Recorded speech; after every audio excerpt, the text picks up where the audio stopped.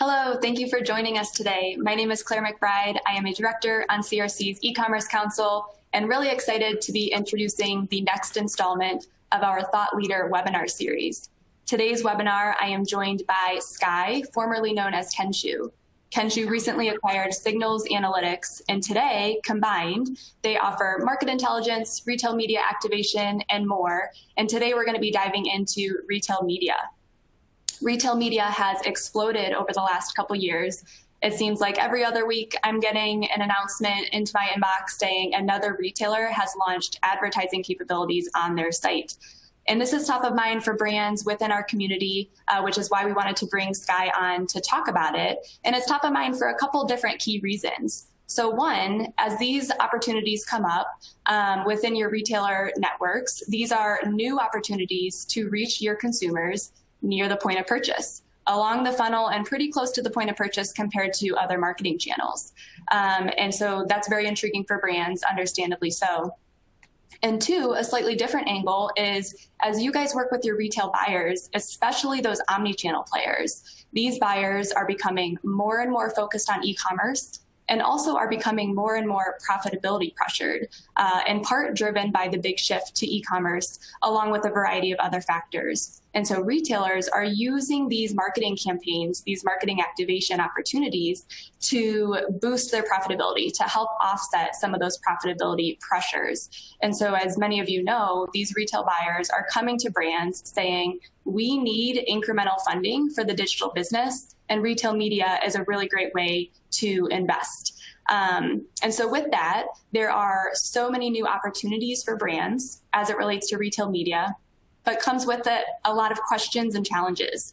Where does all of the new budget come from? How do we distribute the new budget across a growing number of retailers?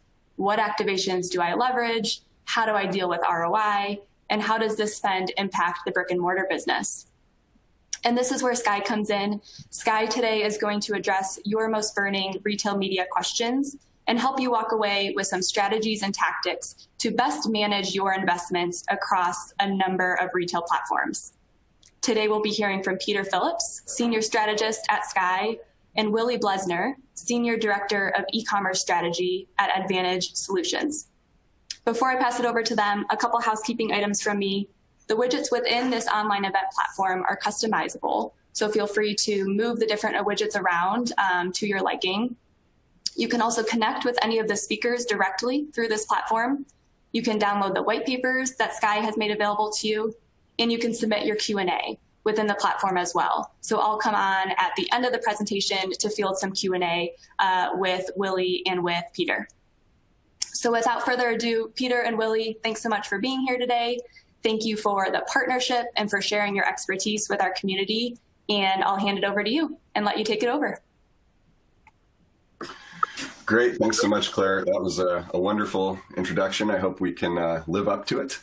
So as you have explained, I'm Peter Phillips, a strategist here at Sky, working on the commerce business, and been working in e-commerce for about 10 years, the last 2.5 years at Sky. And I'm lucky today to be joined by my friend and colleague, Willie. Then I'll give him a moment to introduce himself. Yeah, thanks, Peter. Thanks, everyone. My name is Willie Blesner. I've been in e-commerce for about 6 years, a little short of Peter, primarily working in the advertising space, initially on Amazon, as I think most people are in our industry got their start, and then quickly moved into the broader retailer media space as some of these retailers came to fruition in the last 3 or 4 years. So really excited to be here. Excellent. And I know Claire touched on this with her housekeeping. I'll just say that at Sky, we're very excited about the evolution of our business over the last 12 months or so.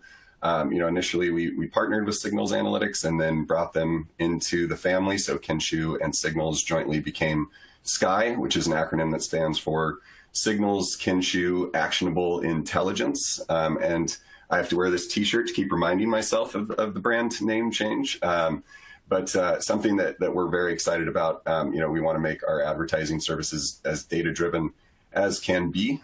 So joining with Signals has really boosted our ability to do that. And just a quick creds slide. They made me put this in the deck in case I flub the presentation. You'll know that my organization is still very credible, along with Willie's at Advantage.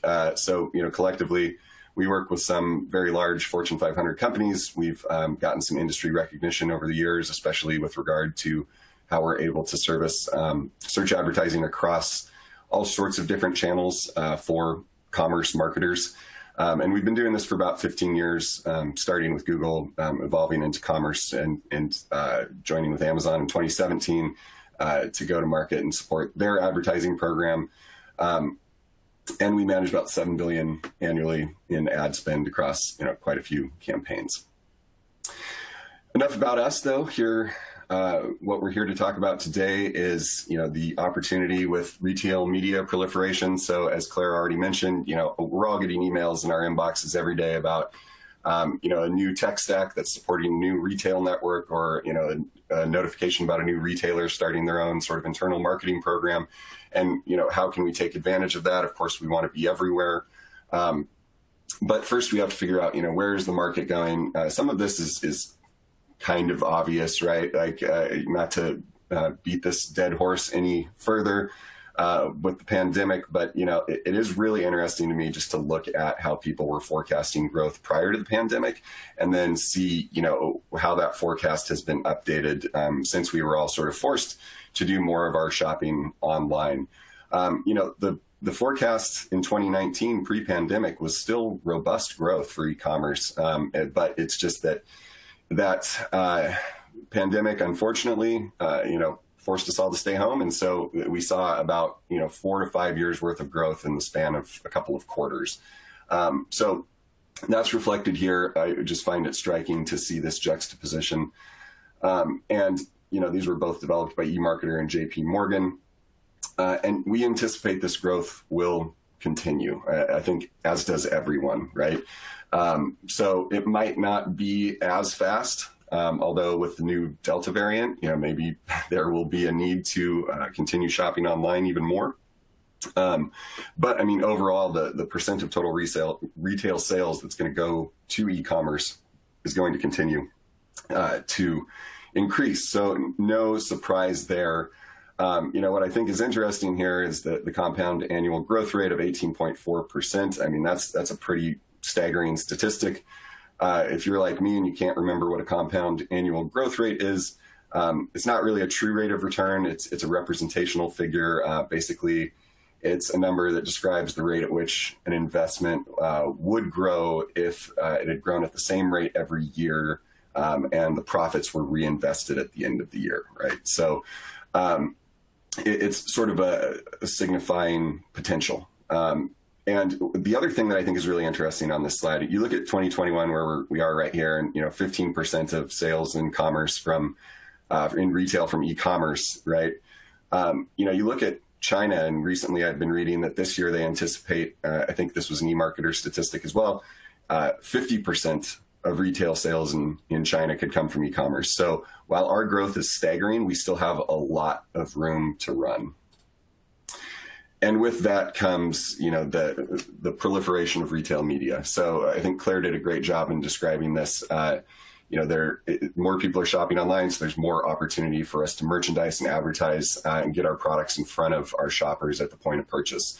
And retailers are coming up with sort of full funnel solutions for this, although oftentimes they're siloed retailer by retailer, channel by channel. So that's one of the challenges that we want to tackle is how to get that cross-channel insight that's going to help us invest our next dollar incrementally into the proper channel. And it's not just Amazon, right? We know it's a lot of other retailers standing up these programs as well. And that is both exciting and challenging. In the case of retailers where you have a brick and mortar component, the consideration around how you budget and how profitability and your negotiations with those retailers for your terms, from everything from shipping to breakage, definitely will come into play. And I think Willie has some really interesting perspective and experience on that we'll get into in a few minutes. And finally, I think this just drives home the point that these trends are here to stay and will continue to grow, so that 15% this year of retail sales coming from e-commerce in the US and we see 50% in China, like we're going to track in that same direction, because you can see with this opinion poll that Wunderman Thompson Commerce did, 72% of people said that e-commerce was really a savior for them during the pandemic. 62% said they're going to increase their online shopping from where they are today, and 60% of people said they feel more comfortable using technology than they did previously for these shopping experiences. So a lot of opportunity, but we also have different challenges we face. Willie, is there anything you would add to sort of the trends and opportunities section before we? No, nothing more than, I think some of those numbers are staggering. And when we're in the midst of the pandemic and we were looking at app download figures for some of these retail sites like Walmart and Instacart, it was almost scary. It's to the point, I think everyone has an anecdote when you look at those types of figures. And mine is, my dad refers to his cell phone as his pocket calculator still. And he found out within the last 12 months that his pocket calculator can order groceries. That's the type of consumer that we're now facing, and it's completely changed than it was 18 months ago. So it's something we have to consider when we're looking at strategizing around these multi-retailers is, the dynamic has shifted completely. Yeah, absolutely. And it's, it is trying to capture those new shoppers, right? The people that are just getting comfortable with the trends. And I think to do that most effectively, we sort of look at how marketers are going to succeed with data and position it against this hierarchy of needs. So, there's advertising data. We all have access to that. We all sort of know how to use it to a degree. Whether or not we can tie it all together across channel might be a different question. But if you really want to start to set yourself apart, I think category impact and competitive analysis, so looking at things like share of voice becomes very important, or share of category. And then I think where, the head of the market is right now is finding market insights. Where is my sentiment strongest for a given product on a given channel, or a given variation of that product by channel. And, also being able to predict sort of where the market might be headed. I think, sort of the most advanced advertisers are probably at the top of that pyramid. And then I think the next phase of all of this is probably, putting in place systems that can dynamically invest dollars across channels and move budget around based on the trends. So sort of automating off of this pyramid, so to speak. Yeah, I think something else, Peter, that I want to add is this idea that when brands look at this, especially if they don't feel like they're at the front of the pack, it's super intimidating. There's all sorts of black box data to an extent, right? But what I like to remind brands of is the idea that it's changing so constantly that really no one's at the front of the line, right? Like no one's doing this perfectly. There's so much to unlock and understand. I mean, we're going to talk about share of voice and share of shelf in detail. And, some of this data is literally unlocking today. Like by retailer, we don't have access to it in some instances and we do in others. And how we use that to get a competitive analysis or have an understanding of the impact of the advertising is inherent to our ability to successfully advertise. So as this continues to change, as data becomes available, we're going to have to continue to re-strategize because it's constantly evolving. Yeah, I think that's a really good point, because it can be overwhelming, right? There can be so much data, even in just your advertising performance, that you may not feel like you know where to start. But to your point, Willie, like everybody's sort of facing the same problem, right? And so how do we make sense of all that? And then again, continue to iterate and re-strategize, as you said. Some of the most common problems we see are that data is siloed by channel or, by teams within organizations, which makes it difficult to have, meaningful insights. And then, of course, that means that our activation, the dollars we're investing in advertising, be it search, display, or otherwise, may not be working as well as it could in relation to, one investment in relation to the other, because we just haven't been able to uncover the insights given, how the data is structured or not structured. So, in our perspective, the solution to that is to find a way to connect all the data, then draw out the insight and connect that to your activation. So that's probably not a major revelation to most of the marketers on this call, but it's, how do we go about doing that is the next question. And there's not really a one-size-fits-all solution, but I think as marketers, we have to ask ourselves, how do I build a better retail marketing program?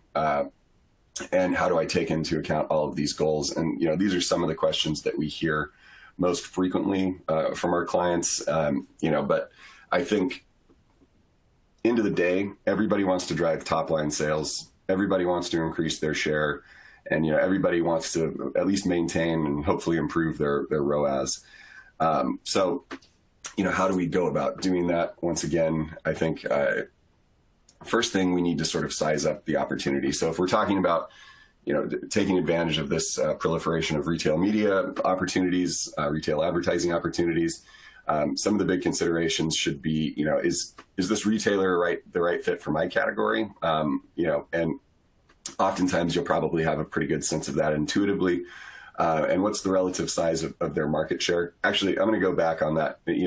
You might feel like you have a good sense of whether a given retailer is a good fit for you intuitively, but it's also worth doing the research to figure out, if I don't think that I'm more of a luxury brand and I'm not sure if Walmart's a fit for me, maybe that's true, but their online shopper base could be a very different profile than their in-store. If you've ever seen any of Walmart's recent presentations, you've probably seen that takeaway. So I think it is worth doing some research to figure out which ones are going to be a good fit for your category. What's the relative size of their share, which could inform how much you're going to invest in it. Merchandising and advertising different products on these channels. Are there different opportunities for a given product? And then, sort of backing into a potential ROI around all of this. And then, what we're seeing, so this is from our research team, is that a year ago, Amazon made up about 96% of the advertising dollars, 94 or 96% of the advertising dollars that were being spent through our platform. But over time, you can see, now a year later, it's about 86%. So the takeaway here is, I think that, brands are incrementally diversifying. So people are moving quickly. This isn't a slow process. People are moving quickly. It's a land grab across a lot of these retail opportunities. But the number of dollars isn't necessarily, or it's not as big as what you'd see on, Amazon, for example. But what that means is that you've got all of these opportunities and you've only got so many resources to manage them. So how do we, most effectively do that? Willie, I know we're about to get to some of your slides here, but if you want to jump in at any point, please do. And I think, with this one. Go ahead, Peter. Okay, I'll just say, when we think about how do we invest, these are some data points, average performance statistics from search ads on the Amazon, Walmart, Ulta, Macy's. We chose these because we're also going to show some beauty category sentiment data in a few minutes.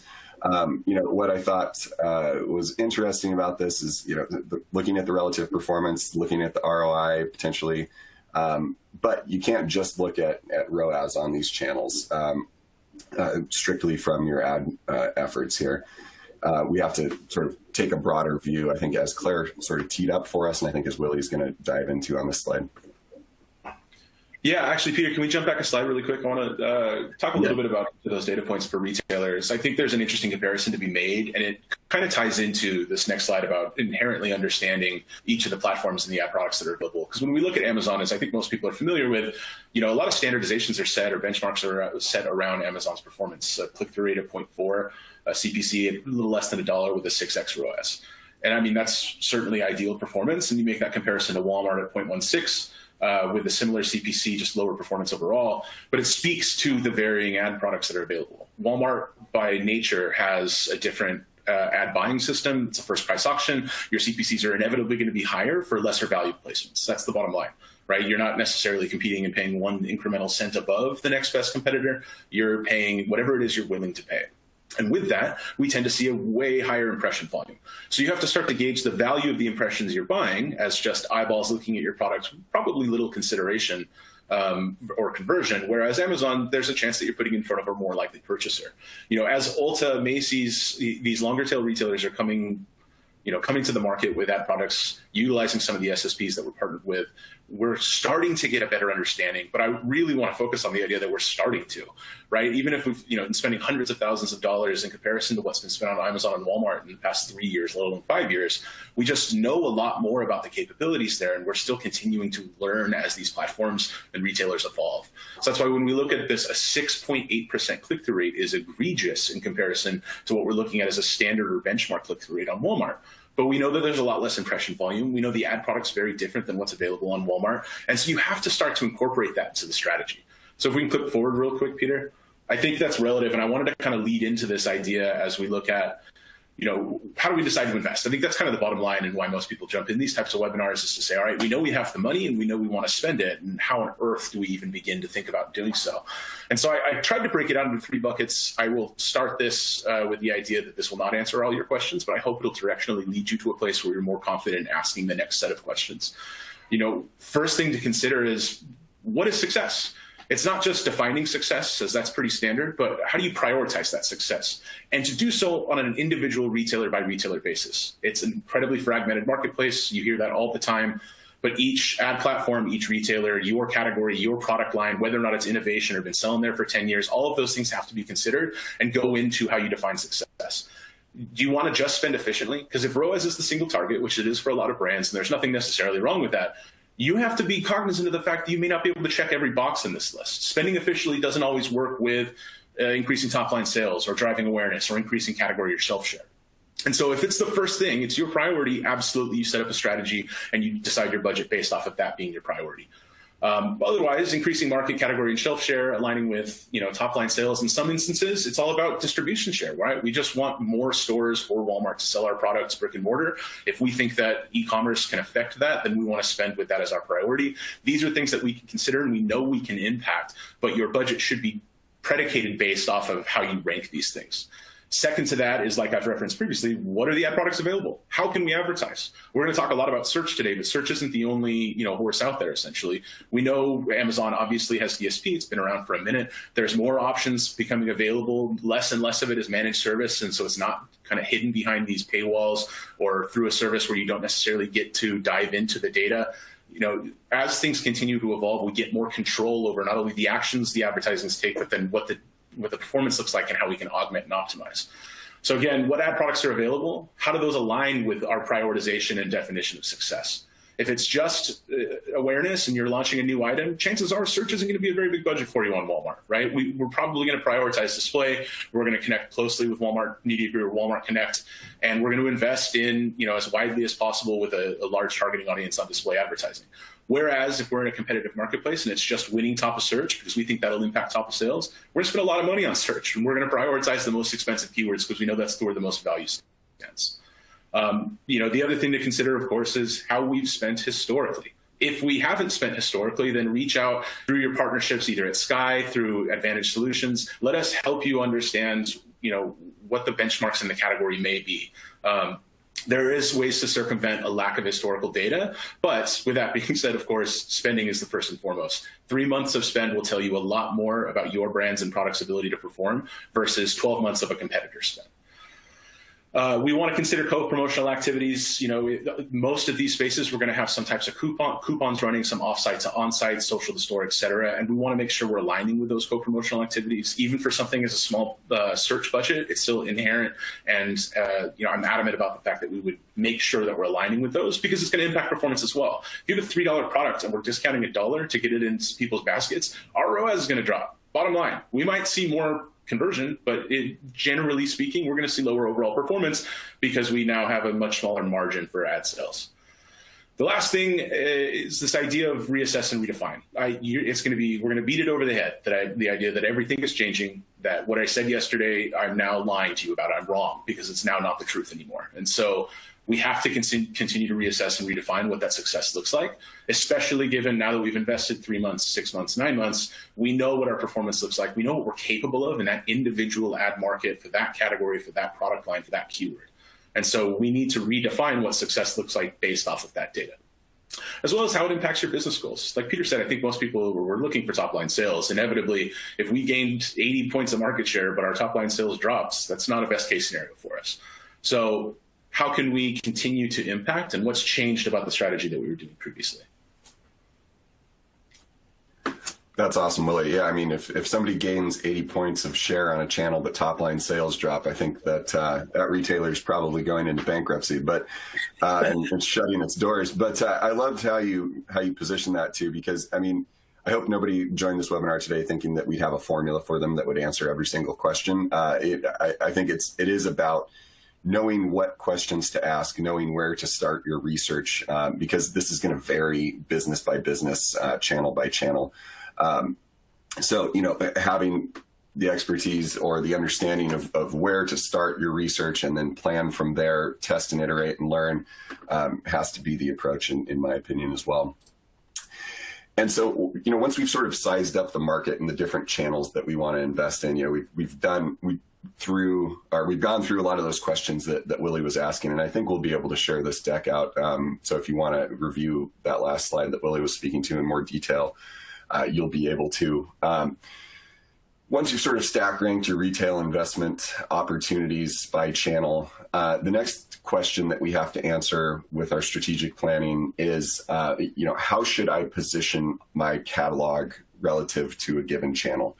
You know, is it the fact, or is it the case that I can just take whatever content I've put on Amazon and repurpose that for Walmart, repurpose that for Google, Facebook collaborative ads, so on and so forth? You know, all of these different opportunities for retail advertising.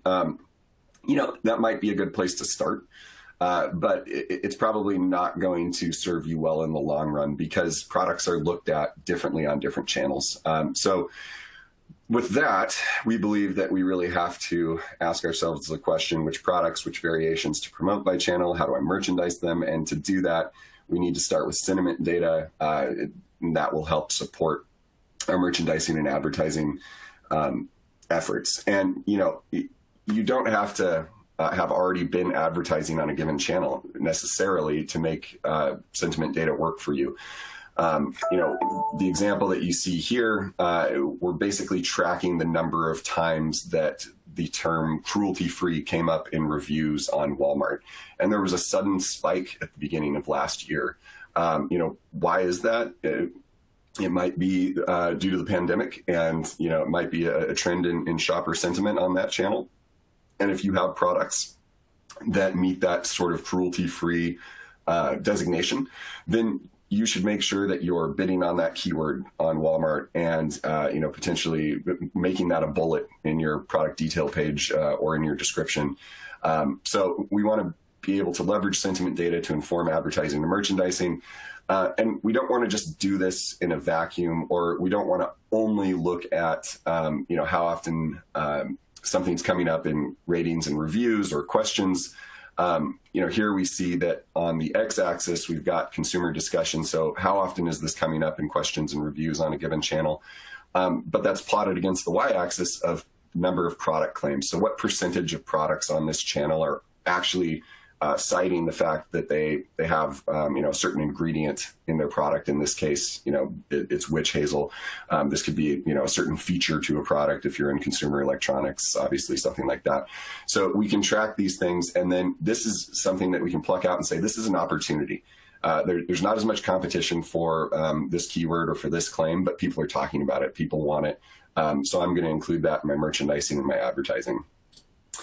And then, you know, we can also further look at this for competitors. So, you know, basically taking consumer sentiment for a particular feature relative to competitors. In this case, we're looking at, you know, acne control, the consumer discussion, the percentage of times certain brands are getting mentioned. If it's difficult to see that, it's Avarelle and Legouche, I believe, if I'm pronouncing that correctly. So how often are they coming up versus the product claims of acne control that they are citing for their products? So there's a gap there, and that may mean that as an incumbent, you know, if I'm Neutrogena or someone, I might have an opportunity to conquest those brands on Amazon, or, you know, maybe it's an M&A opportunity for me. You know, coming out of the marketing department, you could, you know, become a hero and get recognized by the chief strategy officer if you're able to identify something like this that goes through ultimately. But that might be a little far-fetched, but at the same time, I think the point stands that you want to position sentiment data relative to your competitors, and how often they're leveraging their strengths or not, and then maybe you can grab some of their share by conquesting them on channels that allow for that. I think it's important to recognize this too as obviously for discovery purposes, I think this is incredibly valuable.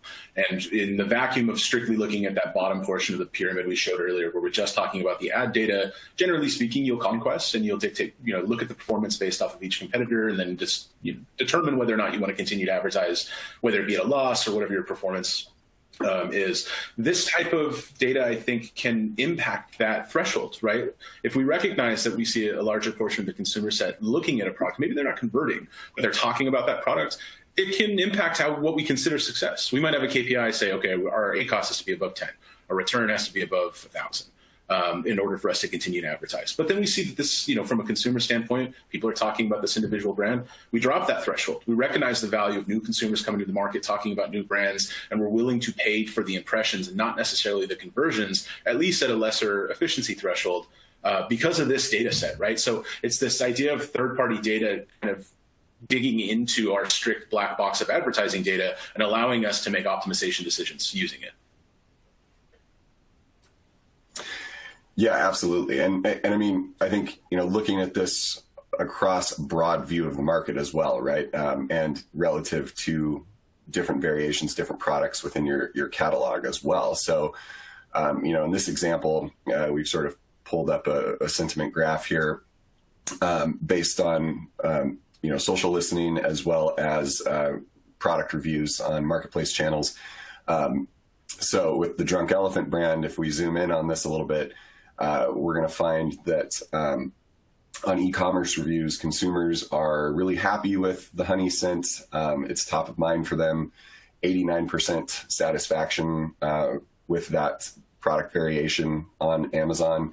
Honey scent, on the other hand, when you look at social, is not top of mind. In fact, the biggest takeaway on social is that cherry scent has quite a bit of negative sentiment. Only 47% of people were satisfied with that scent. Yet on reviews, consumers are slightly more happy with that product with 57% satisfaction. So, ingredients that consumers associate with Drunk Elephant on social are quite a bit different than the top of mind ingredients on marketplace reviews or retailer reviews, I should say. So, one of the other insights we have that you don't see here on the screen, but that I have in my notes is, on social, consumers are talking about and are happy with beta hydroxy acid, while on reviews from retailers, alpha hydroxy acid is top of mind. So, it's taking all of these disparate data points and then leveraging them in a way that is going to have the most impact on driving a better return on investment across your marketing dollars for all of these channels. And just small nuances like this could end up making a big difference at the end of the day in the ROI for a given product on a given channel. So hopefully that all makes sense. And, you guys are on the same page with us around, we just have to know which products we're going to market and advertise on which channels. And then as well, we want to be able to sort of trend this over time by retailer. So, another example in the beauty category, this is sort of our theme for today. We've seen positive reviews over time with the product in the green packaging for CeraVe on Amazon, but there were distinct spikes. So, green does well on Amazon, distinct spikes on Walmart and Target. So maybe that means, we should be focusing a little bit more there with this product. And as well, looking at how we can position a given product on each channel. On Walmart, the main features that were top of mind were gentle smoothing and cleaning and cleansing. On Target, on the other hand, it was sensitive skin and moisturization. So, looking at, should I be where I can bid on keywords? Should I be bidding on different keywords on different channels? Likely the answer is yes. We probably want to bid on all of those keywords on both channels, but the level at which we're bidding, the way we're using top of bid adjustments where available, that's going to change according to some of this data. And then sort of the last slide we have here on the sentiment and the strategy and planning section, we want to identify weaknesses of competitors as well. As a brand, as an incumbent, maybe I want to know what my weaknesses are so I can work on them. So this could work both ways. Sort of challenger brands could leverage this data to target incumbents, and incumbents could use this to play defense. But at the end of the day, it's all about understanding how to position a given product across channels.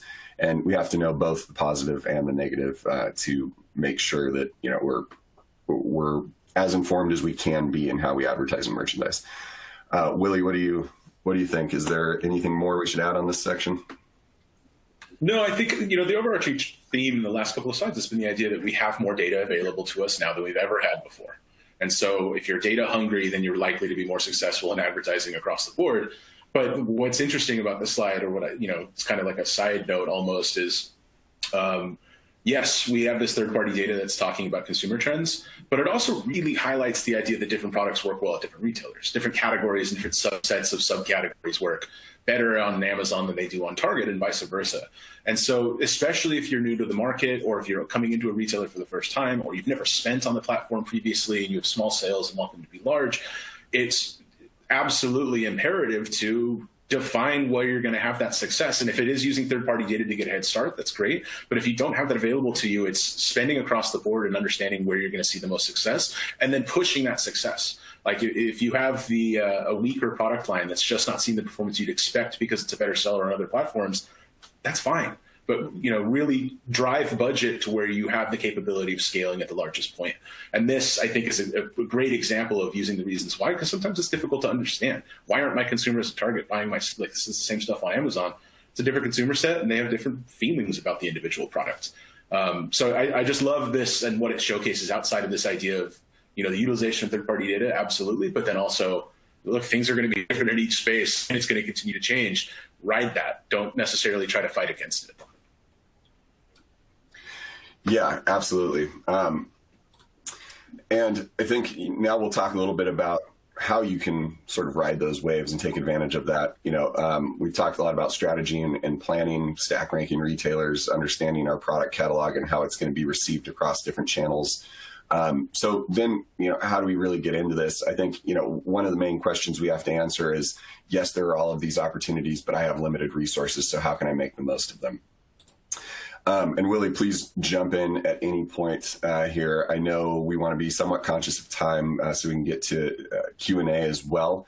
So we can probably move quickly. But, I think this is definitely an important section, and one I'd love to get your take on as well. So I'll just move pretty quick on this to say, this is sort of our view of the full funnel, right? Like, we think that in marketing right now, across all of these digital channels, every ad can be a commerce ad. All of these channels can be commerce channels. Obviously, Amazon dominates this space, so they're in bold on the left. They get the whole side of the funnel to themselves.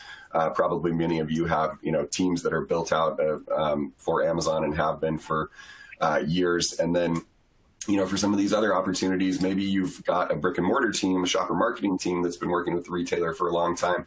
But how that digital budget is managed is still kind of a question mark. And it's hard to make those dollars work on some of these channels, especially at the scale that we're at and across the number of retailers that we might be looking at. So we have to come up with a systematic way to manage all of this. But we also want to take advantage of it. And I think first, we usually recommend to our brands that they are maxing out that lowest level of the funnel. Keep investing in sponsored product ads till you hit that law of marginal returns.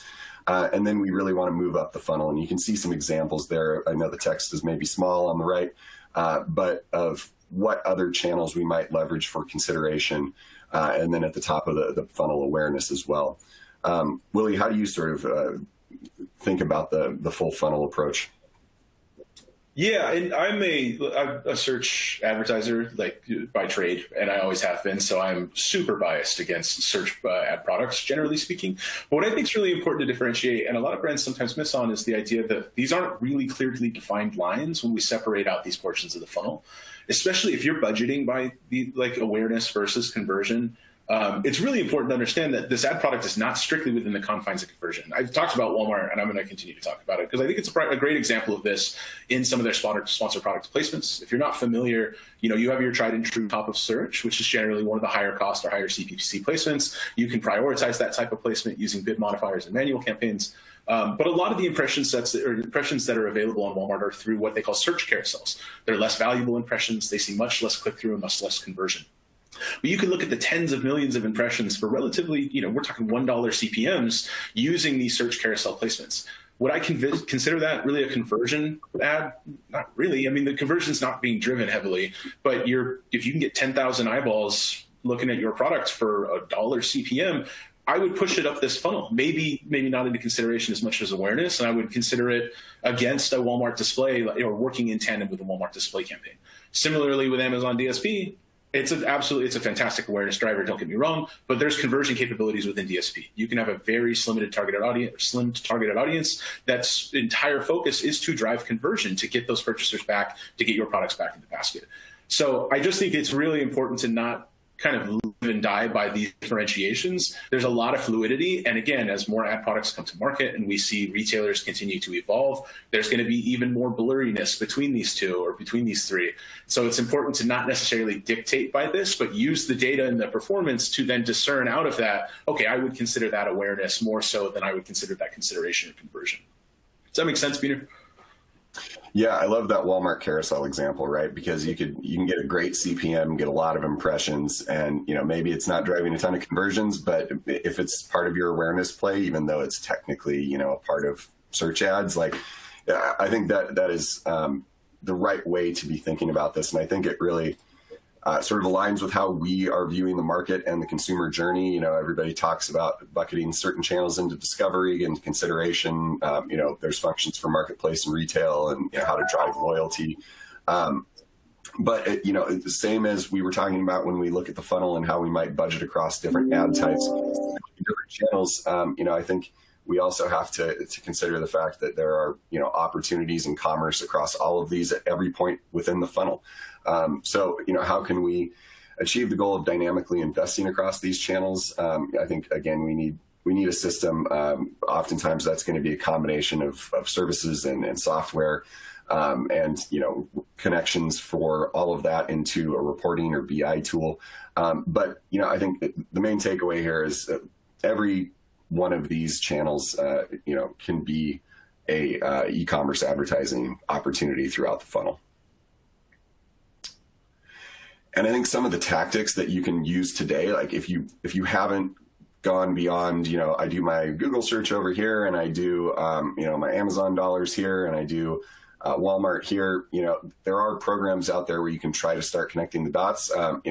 Different people have different feelings about Amazon attribution. If you have a really big D2C presence, maybe you don't want to be driving search or social traffic to Amazon, but it's probably worth testing. And for digital native brands or Amazon native brands, it might be something that is a huge opportunity in terms of sort of expanding the number of eyeballs and the number of shoppers or different shoppers to exposing them to your products.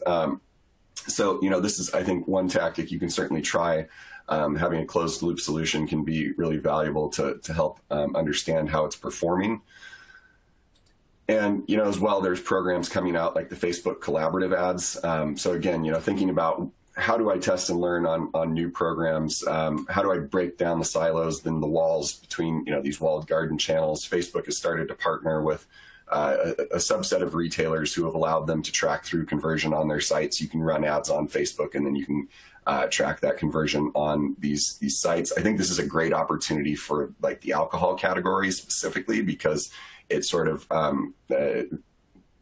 negates in a way the 3-tier distribution system, because you're oftentimes driving to a site where maybe it's a delivery service, and in that case you don't have to worry about some of those barriers that the 3-tier distribution system puts in place. So depending on your category, depending on your product set, some of these different tactics are going to be more or less appealing. I think that's a good example there. But then once we do start to invest across all of these channels, and to Willie's point, continue to test and iterate and learn, we have to, connect all the reporting data to see where we are actually achieving our goals, profitability by channel, et cetera.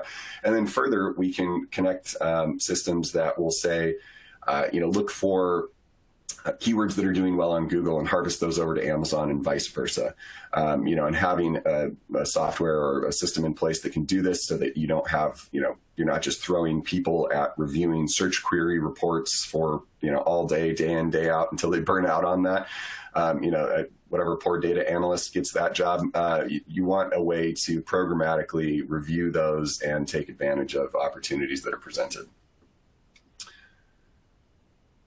And then, further gauging how you're doing with all of these investments. So share of voice is a really important metric for a lot of our advertisers, both to understand what opportunities might be out there, as well as, how is my investment impacting my presence, both paid and organic on a given channel and across channels. Want to have this data connected very closely with our advertising data and performance, and understanding how we can automate against it. So moving pretty quick here, again, try to connect as many of these dots as you possibly can. And that's going to involve, again, breaking down silos. This might be breaking down silos between teams internally at your organization. I hear a lot of people talking about that. I hear a lot of people also talking about, when is Amazon going to give me XYZ data? But don't be afraid to push and do this with your vendors too. I need to be able to get data in and out of a given system. I want to be able to connect my inventory management system with my advertising platform. And then I want to be able to take my advertising data out and put it in my BI tool. Don't be afraid to push your vendors to do that. I think that's a very important part of breaking down silos and creating a system that is going to serve your needs in terms of driving performance across all of these advertising opportunities. Willie, jump in with anything to add. I know we're trying to get to the Q&A. I'll just say, reporting and analytics, again, bring all these data sets together to the degree that you possibly can. If that's convincing teams or, coercing people to a degree internally, then, focus on that. But also, again, externally, make sure you're connecting platforms and vendors and service providers.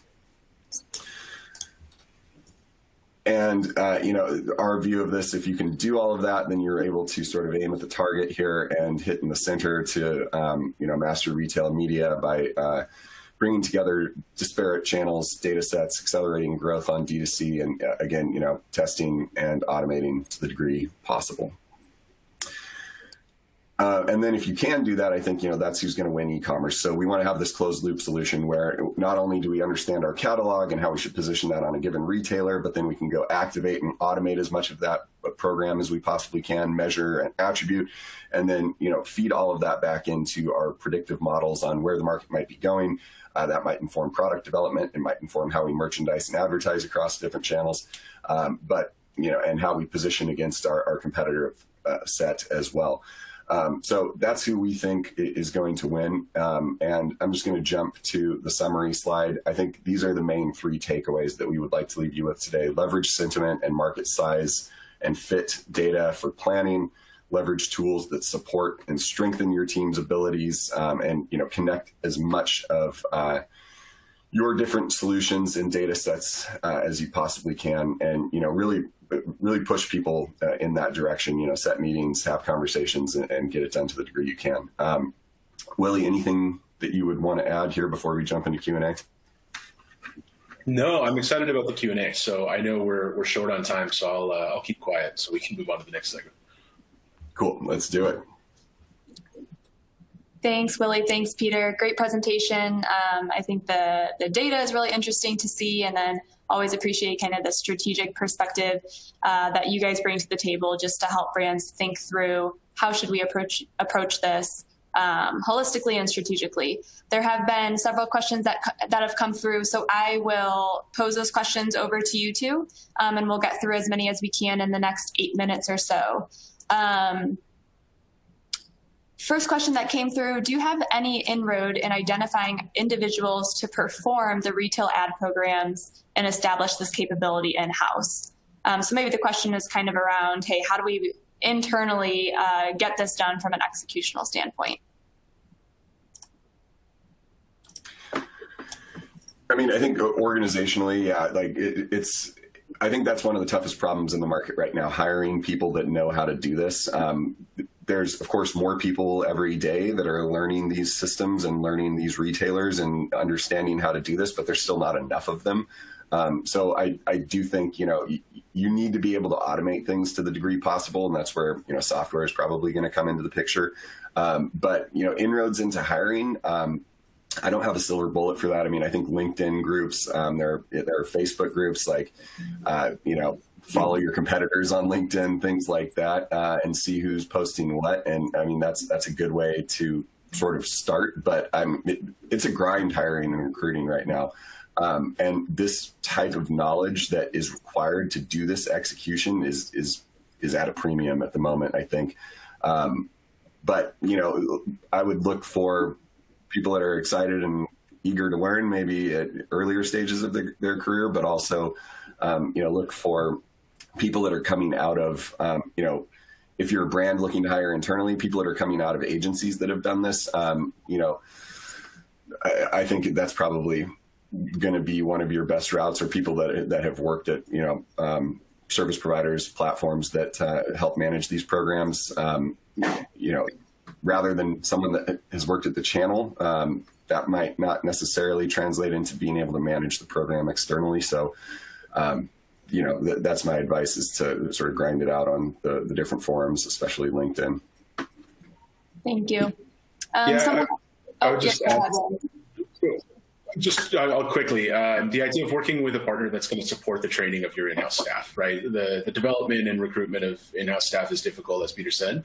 But if you have partners like Sky and Advantage that are, understand the end goal and are willing to work with you to get to the point where your team can take it all in-house eventually, I think is inherently important. And you got to be sure when you're selecting an agency or partner like that's, they understand the end goal. So I'll just leave it at that. Perfect. Any thoughts on the performance of Home Depot's retailer media network, and maybe how it compares to some of the other key players like Amazon, Walmart, Target, Kroger? Well, I can take that one. I think Sure. Home Depot's platform is really interesting. I actually see some people on the line that I've worked with Home Depot campaigns with in the past. So, hi, Kate. I think, something what's interesting to think about Home Depot is when we make the comparison to Kroger, I think is easiest. And that sounds odd if you're not familiar with the fact that they share a search platform and Promote IQ. We have, I don't want to make a comparison to the total impression pool because I don't know it off the top of my head. I know Kroger's is constantly getting larger, but what's really important to differentiate is the idea that Home Depot's got so many categories. So if you look at a total impression pool available, it's not going to be applicable if you're in a really finite category, as most products in Home Depot are. So that's going to impact performance. I've certainly worked with brands that we set 1x or 100% return as our threshold. We recognize that that's the peak capability we're going to see. And so we want to get as many impressions as possible, again, for the audience that's seeking out our very niche category. In other cases, there's limitless potential, right? Especially if you're a cornerstone brand in your category and you're just defending market share, then you push incrementality out of the picture because you recognize the value of just making sure you own the top keywords that are relative to your products, regardless of what your return is, regardless of whether or not it's a repeat customer or a new to brand. So I think there's a lot of variability. I think it's even more category specific on Home Depot than it is in some of the other retailers. But I'd love to, I know we're short on time and I can't go into too much more detail. I'd love to continue that conversation. I think Home Depot's incredibly interesting as a retailer right now. Awesome. Thank you. Another question. How can brands ensure that their spending is driving actual incremental sales across different platforms? You guys might have gotten into this a little bit, I think, with some of the new technology, but could you maybe elaborate on that a little bit more? Yeah, I'll take Peter, if you want to take first stab. No, go for it. I'll try to be brief. Incrementality in its purest form is impossible to measure truly without multi-touch attribution, which is something we only dream of. The idea of making assumptions about incrementality has become kind of the standard, I think, in the industry right now. Obviously, the differentiation of keyword types based off of whether or not it's a category keyword, a conquesting keyword, or a branded defensive keyword. And then again, making the assumption that a category keyword is more likely to be incremental, therefore conversion coming from that keyword is going, we consider that a more profitable one, or we consider that to have a longer lifetime value. And so those are things that you have to consider, is that there's no guarantee. More things are coming to market, and Sky's been, obviously, with the inclusion of newer types of data and newer data sets, gives us the ability to make better assumptions. Things like increased market share month over month and year over year based off of your investment, adjusting your strategy to be more conquesting or to be more competitive in a category space, and then seeing the results in market share, category share, and share of shelf. Those are types of things, again, that we can use to back the idea of incrementality. But there's really not a lot of proof of concept without that multi-touch attribution, without saying with certainty that this is an incremental sale versus this one isn't. I hope that's helpful. Yeah, I would just add, one, reinforce that, if you can drive more category generic keywords and drive more share of voice for those keywords. So if you're measuring share of voice on them and you're measuring your marketing performance against them, that should be strong correlation to incrementality on a given channel, I would say. As well, Amazon and a lot of these other retailers, when you're looking at search ads, you can't geo-target. So that makes it hard to test incrementality, because geo-splitting is one way that you can really sort of gauge whether sales are incremental, by understanding if I turn off one DMA and I leave others running and my sales drop, well, then I know that running ads on this channel for that DMA was helpful in driving incremental sales, right? So you can test and learn that way. We do have some tools around that for some of our other products. When it comes to commerce advertising, it's harder without the ability to geo-split, but for channels where you can, try to test and learn that way, in addition to what Willie was just saying. That's helpful. Guys, we have several more questions that I'll send over to Peter and Willie, and they can maybe connect one off to make sure that all of your questions are answered. Several people asked, will the slides be available? And yes, we will be sending out a video replay of this session this afternoon, and the slides will be available for download as well. I know that you guys also included some white papers and some resources that are available for download via one of the widgets within this platform, so feel free to check those out as well. I know we have to wrap up here. Peter and Willie, thank you so much for, again, sharing your expertise for putting together a really thoughtful presentation. Really enjoyed going through that with you guys today. This was session two of several thought leader webinars that we have going on this summer. So tune back in next Tuesday for Retail Bloom, who will be diving into the hybrid model. And then we have a couple more upcoming as well. So hope to see you back. Thank you so much for tuning in today. And Peter and Willie, thank you again so much. Thank you, Claire. Thanks, everybody. Thanks all.